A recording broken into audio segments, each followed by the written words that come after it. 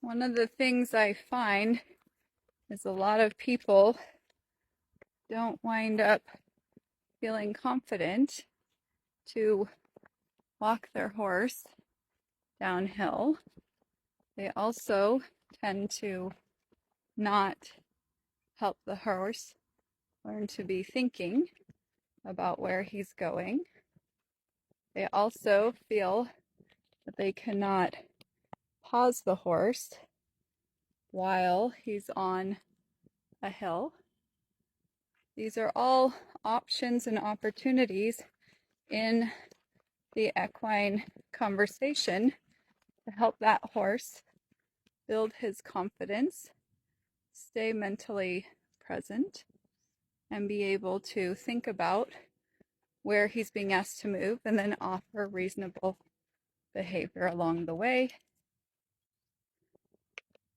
So one of the opportunities that I purposely created at this property was lots of options to create thinking horses.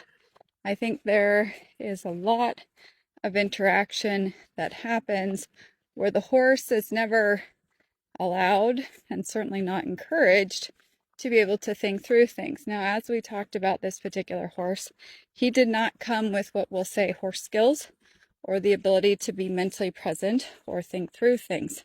So part of his education, we might say, is helping him learn how to navigate, literally, situations such as where I have these interchangeable pastures and I take down the fencing in one area and then can help him or give him the option to come back into another pasture without catching him, without leading him, without using food to try and antagonize him or coerce him into compliance.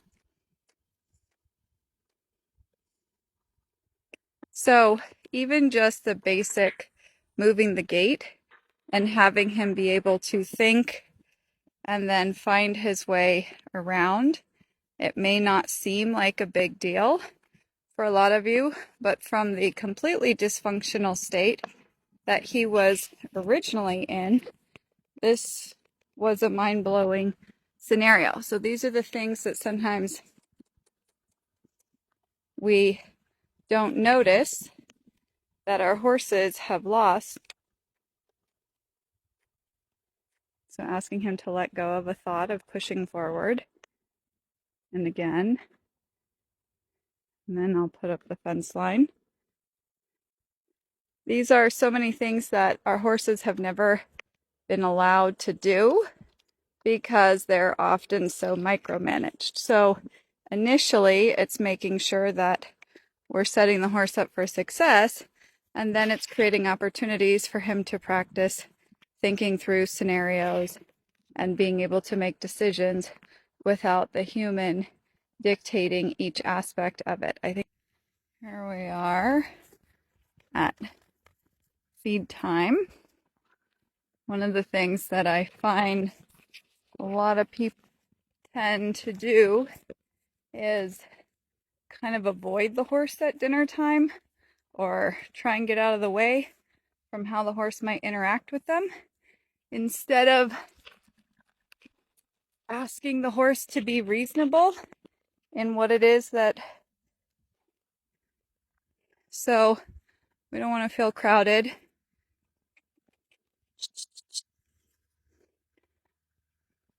We want to feel that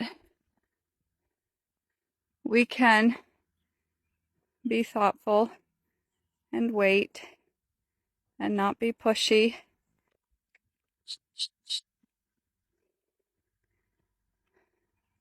There's no rush just because we have hay. I ask him to rock back. And when he pauses and he's thoughtful,